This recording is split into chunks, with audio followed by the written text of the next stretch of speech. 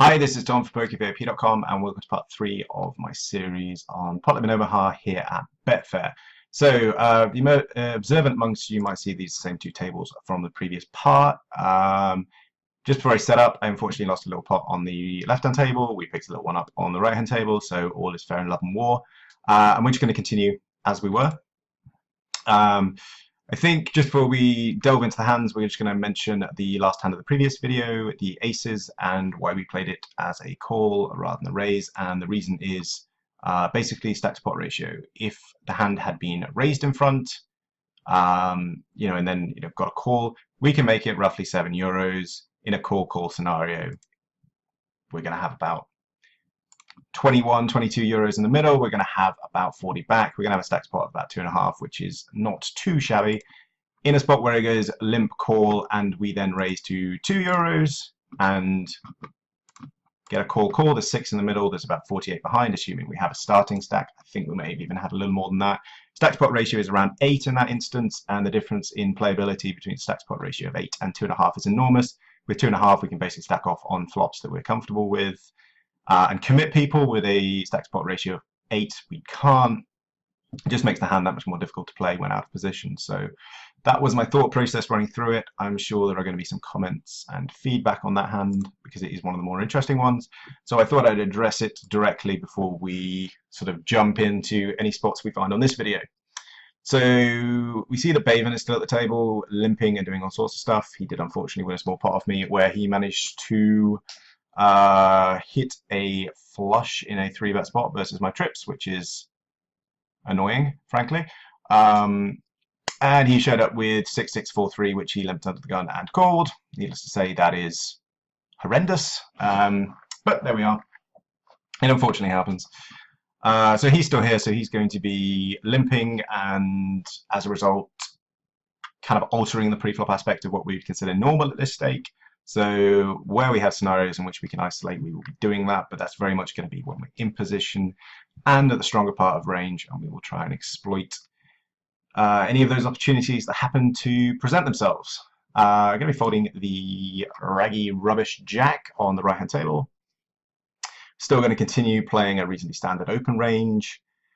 Not really mucking about too much in pools where people are going to be calling fairly wide, playing fairly passive,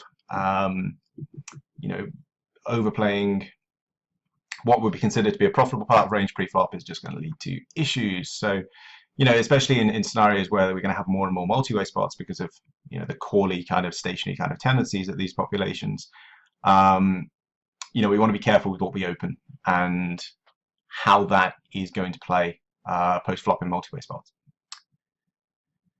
So left-hand table, it does appear that Balti managed to get aces, make a full house and get paid, which is always nice. Never a bad thing. Baven does seem to be limping a staggeringly high percentage. I decided for these videos I wouldn't play with a HUD. I think it just clutters things up. When I normally play, I have a very detailed HUD, which is in my bread and butter games incredibly useful. But having 5 lines of stats next to every player is not going to be particularly good from an aesthetic point of view of these videos. Plus, frankly, I haven't played many of these players. In the times I have, it's very limited in terms. It would be like hands in the dozens, maybe a couple of people over 100. So the stats are going to be largely irrelevant anyway.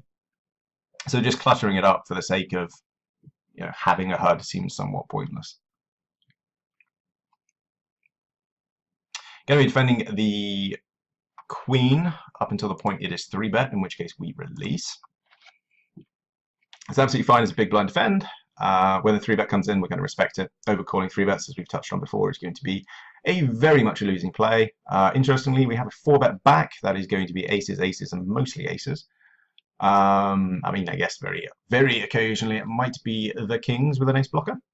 Not a fantastic board for aces, but with an SPR of 1 or just under, I do expect money to go in. They pick it up. It's never a bad thing when you get a flop that is not as fantastic as you would like with aces, a bit too connected.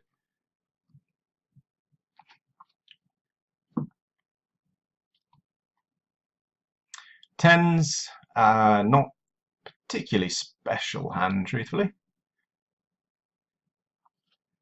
Big hand going on the left-hand table. Maury is repping a flush of a fairly nutted and high type by jamming that turn. Reggie King Queen are going to be folding under the gun. Tens we're going to be folding versus a UTG +1 open. Again, quite a polarized hand. Our opponent is going to have higher pairs, and frankly, in a spot where we're not aware if our pair is good anyway, trying to call down is fraught with danger, so it's far better to just avoid the spot and not play the weaker parts of the range, especially when we happen to be out of position.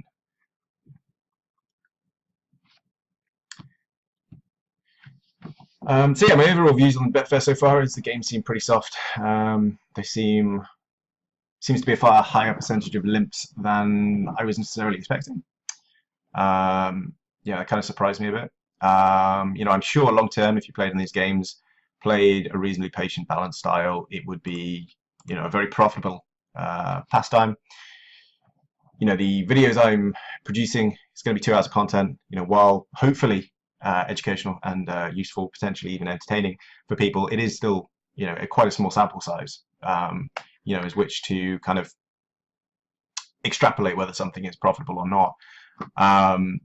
So it's entirely plausible that I record 2 hours of content, you know, lose, break even, win money. In a sense, it doesn't really matter from the point of view of those 2 hours, just because, you know, a 2-hour snapshot of any part of your poker career is never going to tell you, you know, much about how you were doing in that particular time. You know, if you think of how, you know, a session you would normally play, a session in of itself is going to be longer than 2 hours. So I guess what I'm trying to say is these spots are very useful, they're educational, but also sort of take them for what they are, which is almost like just like a snapshot and a view as to what these games are, you know, like long term. And, you know, how you would adjust to making these kind of games, you know, if you chose to play in them, how you would make them, you know, profitable for yourself, what adjustments you'd make, you know, what tendencies you try to exploit, you know, etc. What I will say is the game seemed pretty soft. The rake back seems pretty generous. So overall, it seems fine. I guess we're going to fire once here and then give up if he happens to call. We do have a significantly higher number of overpairs on a paired board. Disappointing turn. Although, frankly, there really aren't many good ones for mine. I was completely naked bluffing. My opponent can show up with some flush draws, which potentially can fold, but I think overall checking and giving up is far better than attempting to barrel through. He is going to show up with the occasional 3, he's going to show up with the occasional pocket 9s, although very unlikely, but he's also going to show up with hands like a jack with a flush draw that won't fold, queens with a flush draw that won't fold, etc. We're just going to check and hope that he called with something like 7s for reasons known to himself. I don't expect to be good by checking, but I think it's far better than attempting to bluff here. If we happen to have the best hand, you know, we'll very gratefully take it. We do. Happy days. He showed up with ace-9. Yeah, doesn't seem particularly out of line. Going to be opening the button on the left-hand table with an average hand, but certainly within the 50% that we would be raising button with. Getting 3-bet is not stunning. Getting overcalled is very interesting. This is a hand I would be tempted to actually have folded, you know, pre-flop to a single 3-bet. When it's overcalled, all of a sudden we're getting better than 3-1. So let's call and see if we can connect in a particularly good way. That does seem like a particularly good way. We flop 3-pair, we're blocking all sorts of stuff. There's going to be all sorts of straight draws out there, of course, which we may have to dodge, but we are blocking just about every set. Morning way, I am going to size up here, attempt to commit them. I also have basically no redraws with my hand. So let's try and get money in. Gets jammed on. Okie dokes. If you happen to have flopped a set here, it is unbelievably fortuitous. Hey, we win. That's nice. I kind of hate his check raise with aces. I don't see a single hand he beats, but hey, I'll take it. So yeah, nice little win, that one. I mean, I guess if he's being very optimistic, he can maybe exploit queen 10 9s, but even those have pretty good equity versus aces. Okay, he has one of the queens himself, but I feel like my range is going to be big combo draws and two pairs, very occasionally sets, and bare aces is doing pretty awfully with that, frankly. So yeah, I think it's pretty massive overplay on his end with the aces, but I'll take it. Deuces, pretty easy fold. If we're looking for pairs to raise, I mean, single suited is kind of fives, not really on the button. Double suited, you know, if this were a double suited hand, we'd be raising it. Single suited, we're not going to. And the reason for raising, we'd be raising double suited versions, and this is not just like in the button. You know, we've been talking about in the past. You know, hands like Jack 10, 9, 8, we don't raise single suited under the gun, but we do raise the double suited variants. It's just because we have that many more flops we can potentially play on. You know, by having more flush draws, essentially. It gives us greater post flop potential, more playability options. And when we talk about we're going to be playing the double-suited stuff rather than single-suited stuff, we have to be really mindful of the fact that the double-suited stuff actually represents a tiny amount of range. And if we start introducing the single-suited and heaven forbid the rainbow versions of that hand, it really expands the range to be far greater. You know, if we're thinking about like a double-suited version of a hand, you know, let's consider like a double-suited pair. You know, that's going to be, or double-suited deuces. You know, that's going to be about 0.2, 0.3 of a 50% range. Now, if we start introducing single-suited versions of that, then we've added another 0.7, 0.8%. If we're adding rainbow, all of a sudden the entirety of double-suited, single-suited, and rainbow is going to be getting closer to, you know, 1.5% of range, which is far more, you know, exploitable, far worse than raising a tiny part of range, which is the double-suited version. So, you know, apologies if the percentage was off by 0.1 or so, which they quite possibly could be in that instance, but the overall point is that there's going to be that few double-suited combos that we can raise those, have board coverage, you know, while not being exploitable. Whereas if we introduce the single-suited and the rainbow versions of that, all of a sudden, you know, we're raising far too wide a range, far too exploitable, and it's going to lead to a lot of issues for us later down the line. Nothing much has happened in the last couple of minutes, just pretty standard folds. Making standard folds is going to be the best play. Yeah, nothing more really needs to be said about that. You know, I think we touched on it in the second video, and maybe even the first video, where we were folding a lot just because we didn't really get any spots. That you know, in many aspects, being patient and, you know, waiting for spots, not pushing too much. You know, not trying to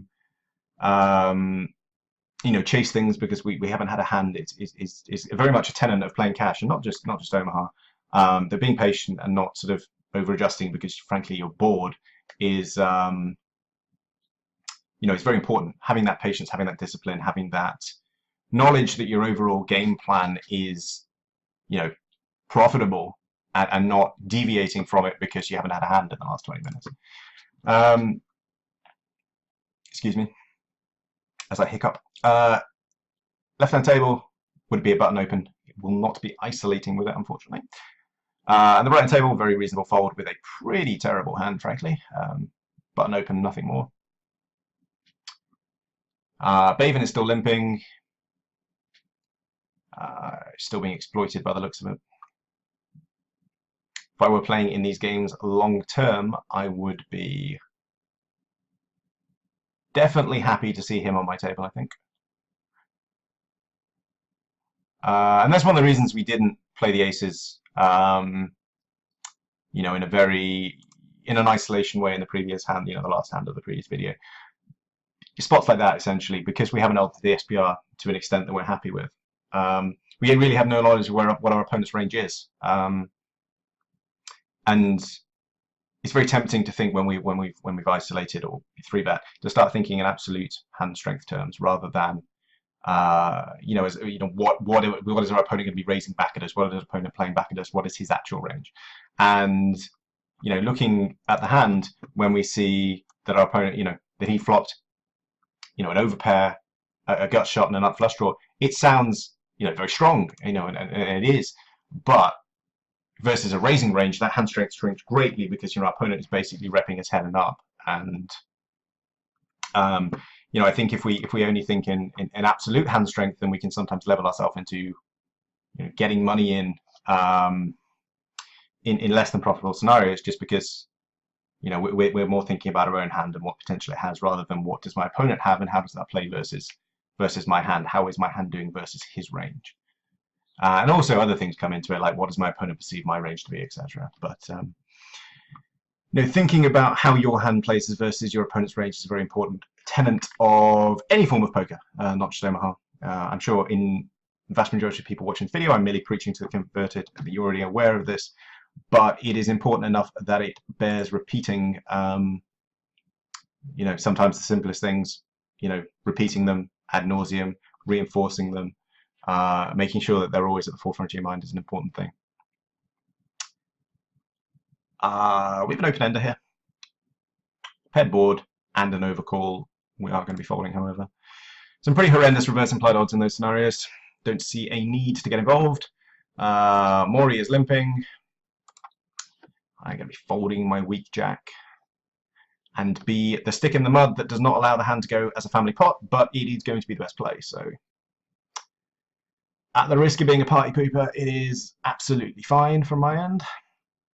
That hand perfectly illustrates why I folded the straight draw. Perfectly illustrates, and my opponent does show up with the Queen 10. Granted, he has the 10-8 and the blocker to the jack, but still. Perfect illustration of why straight draws on paired boards are not quite as strong as you would like them to be. Needless to say, it's not always the case your opponent's going to show up with a full house. That would be ridiculous to say, but if you haven't invested anything, there are times you just don't need to chase.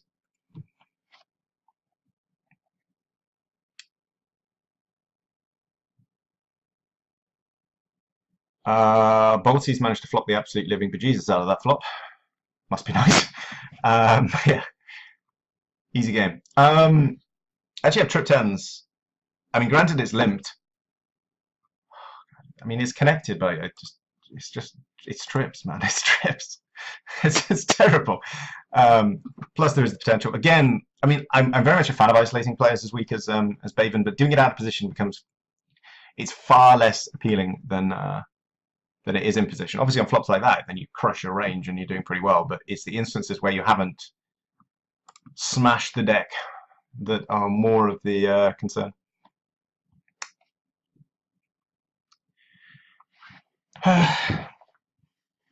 So again, showing discipline, folding weak pairs, folding weak hands. Not massively exciting, but absolutely essential.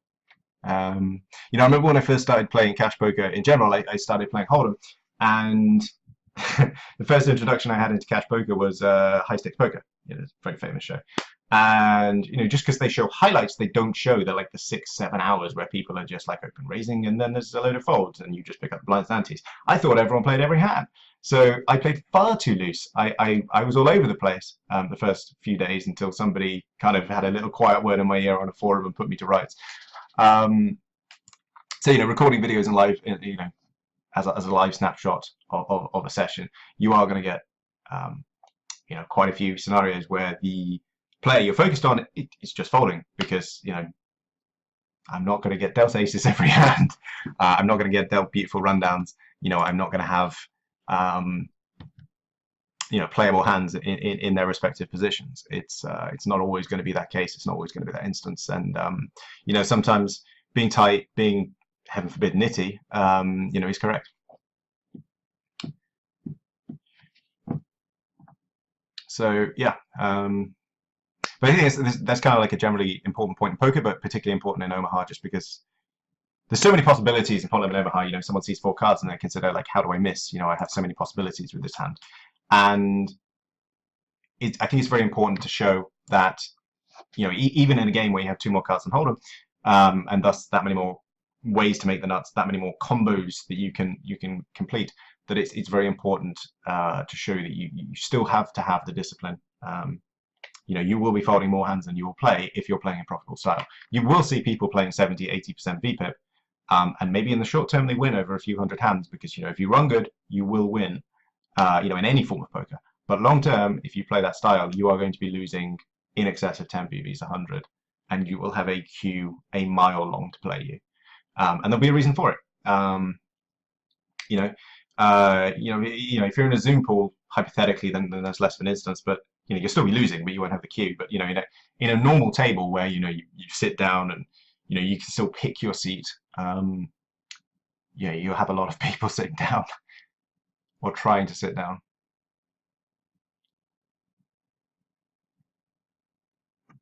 Could overcall the ace suited, somewhat weak, but absolutely fine to complete with.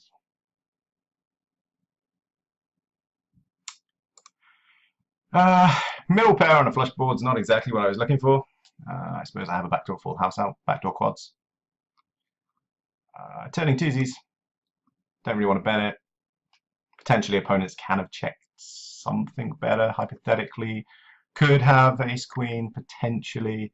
But even pots, not a fan of it. We'll call once and shut down if he bets again. There are going to be instances where he has a flush. There are also going to be instances where he is completely full of it. Getting the overcall from Mori is massively concerning. The board pairs, but not the board pair I was particularly enthralled by, which is going to be folding here. Does mean that potentially action could just get checked through, which is fine from my point of view. Taking showdown here is fine. Does show up with ace queen, totally reasonable. Totally reasonable. Baven is going to show up with a7 as well. Yeah, pretty fine. Based on the information I had, it was a profitable call.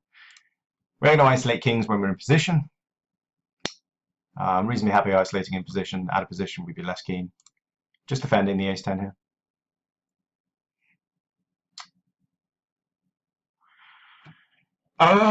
So, left-hand table, flop flush draw, overpair, deuce blocker. That said, it's somewhat questionable where I can get action off. Baven's gone small. I don't really see a particularly important reason to raise. We're just going to call here. My hand is far too strong to fold, but it also never gets any value from betting. That's actually a really interesting turn.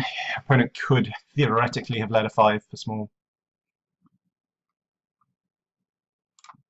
Bets again. Just going to call again.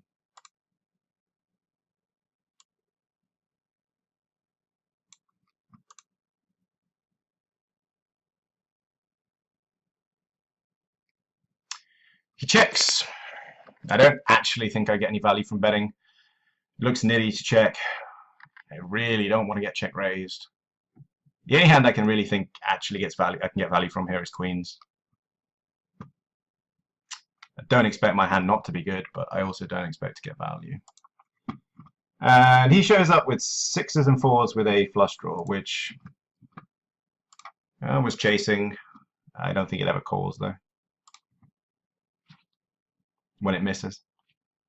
That is, if he hits a 3, he'll get involved. If he hits a diamond, he'll get involved. Needless to say, if he makes the ridiculous full house, he'll get involved. But on a brick run out, he won't. Gonna fold the 10s on that board. So yeah, nitty check, but I don't think we actually extract any value at all by betting. Flopping an ace-4. Backdoor flush draw, backdoor straight draws. Start out with a bet. Just win. Just winning is fine. You can't lose if they just fold.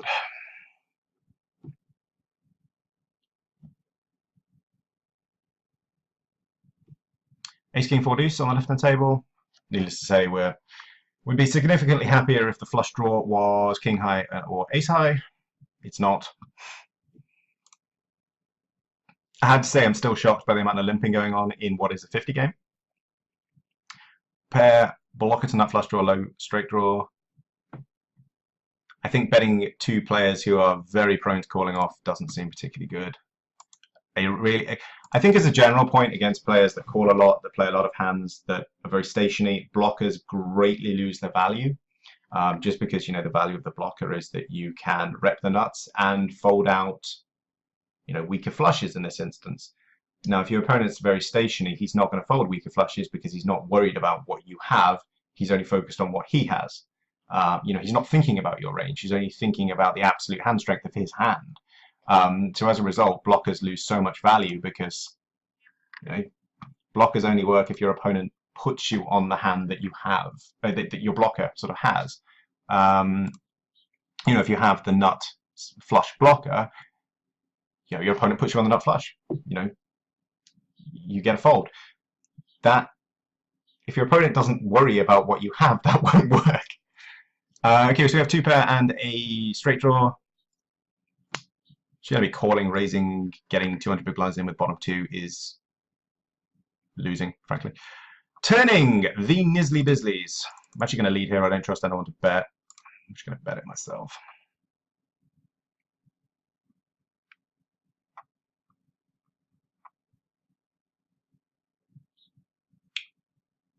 Don't think many people check, allowing me to check raise. Looking for someone like Maury or Babe and stack off with two pair and convince themselves that I do not have it. Don't think it's looking optimistic though. Perhaps could have sized down. But I think posing the question as to whether a bad player can fold two pair here is far more likely to get action than checking and allowing them to bet. What I'm saying is bad players are far more likely to call than they are bet in this instance. I also don't want to have, you know, a river that's a 10, a 6, a 5, you know, an 8, a 6, a board pair. All of those greatly reduce the hand strength I have. So even though I've made the nuts, I'm still considering ways in which I can lose and potentially, you know, get in a spot where I have, you know, horrendous reverse implied odds against either a higher straight or full house. Just double speed. This is a button open if it gets folded around. It does not get folded around. Baven apparently must have had something because he actually raised out of anger. But there it is. There it is. Yeah, I think if I was playing the hand again, I'd probably size to about 15. I think I oversized with my 20. I think that was a bit big. A mistake, I think. Would not have gone that large. I mean, there are three people, so going multi-way, you know, you would want to go larger than you would normally, but I still think I went too large.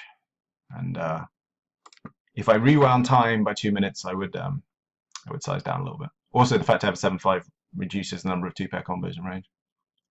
Another reason to size down a bit. The only thing I'm really worried about is Balti calling and, you know, the potential redraws he can have. But, you know, against someone with a stack of 20 against someone with a stack of 30, I'm not particularly worried. It's the 400 big blind stack that I'm worried about from the point of view of what to do on rivers that could potentially, you know, be detrimental to my hand. You know, if I make a 7 or a 5, make a weak full house, and Balti starts, you know, piling in the kitchen sink, I am not going to be enjoying life in any sense of the word.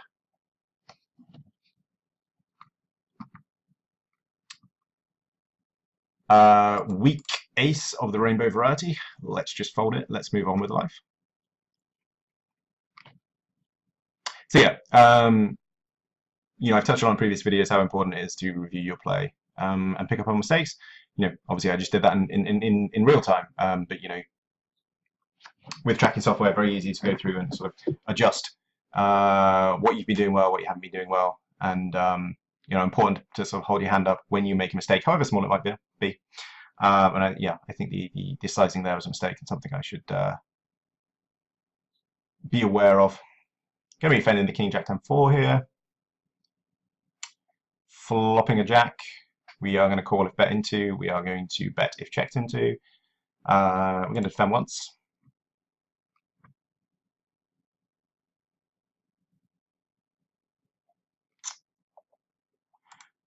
Opponent checks. Do I isolate aces here? How much can I make it versus his SPR? I don't think I do actually, given the SPR. It's really annoying. I really hate limping. I think I just leave this flop instead. See if he actually hits anything.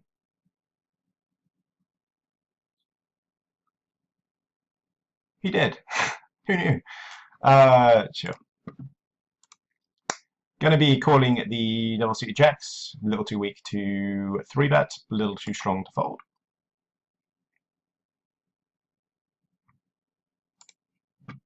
Flopping pair and flush draw. Multi-way, I seriously question how much value this flush draw has. If check round, we're looking for potentially a 10, although that's not fantastic, an 8, a jack, and a club.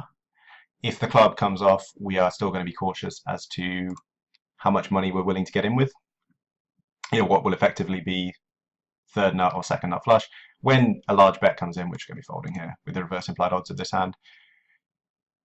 Called with the ace queen jack 7, which is totally reasonable. Not the world's greatest flop, however.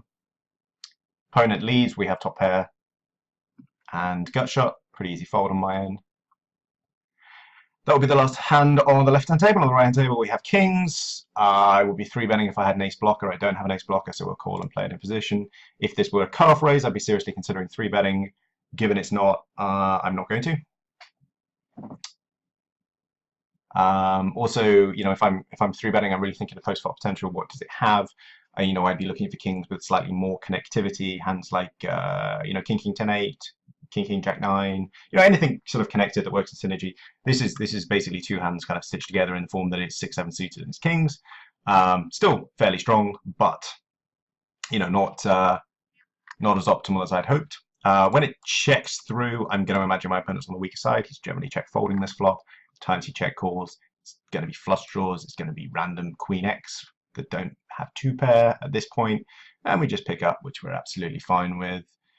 So yeah, that completes part 3. You know, nice little profitable session on my end, which is nice. But yeah, hopefully come back and join me for part 4. And until that point, I have been Tom for PokerVIP.com.